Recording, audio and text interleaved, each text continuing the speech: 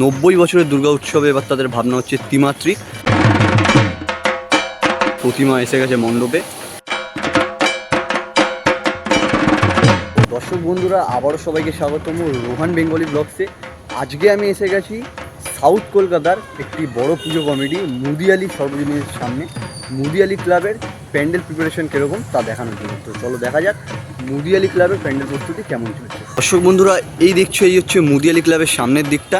এরকম কিছু লোহার গেট টাইপের তৈরি হয়েছে, যেহেতু পুজো আর বেশি দিন বাকি নেই। স্পন্সারের কাজও চালু হয়ে গেছে মুদিয়ালি ক্লাবের সামনে। সেজে উঠেছে মুদিয়ালি ক্লাবের আশেপাশের সামনের বাড়িগুলো, লাইটের মাধ্যমে সেজে উঠেছে। টুনি লাইট দিয়ে কাজ করা হয়েছে। ওই দেখা যাচ্ছে মুদিয়ালি ক্লাব এবং সামনের দিকটাতে এরকম কিছু লোহার ব্যারিকেড করা হয়েছে, গেট বলা যায়। বুঝতে পারছেন দর্শক বন্ধুরা, আমি এখন আছি মুদিয়ালি ক্লাবের ঠিক সামনের দিকটায়।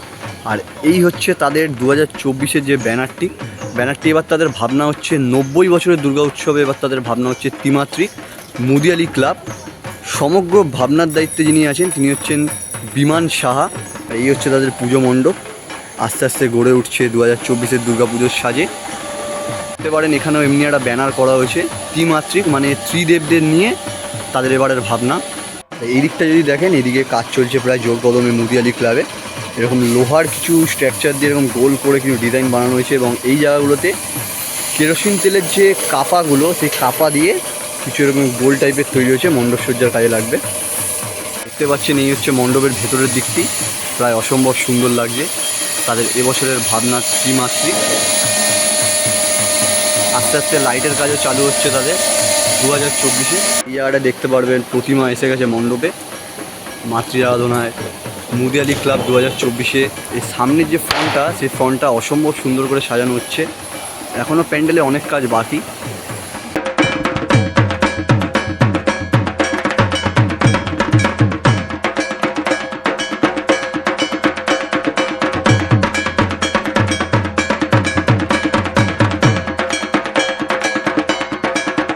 দর্শক বন্ধুরা, ভিডিওটি এখানেই শেষ করলাম। দেখা হচ্ছে আরও এরকম নানান রকম নতুন ভিডিও নিয়ে প্যান্ডেল প্রস্তুতি।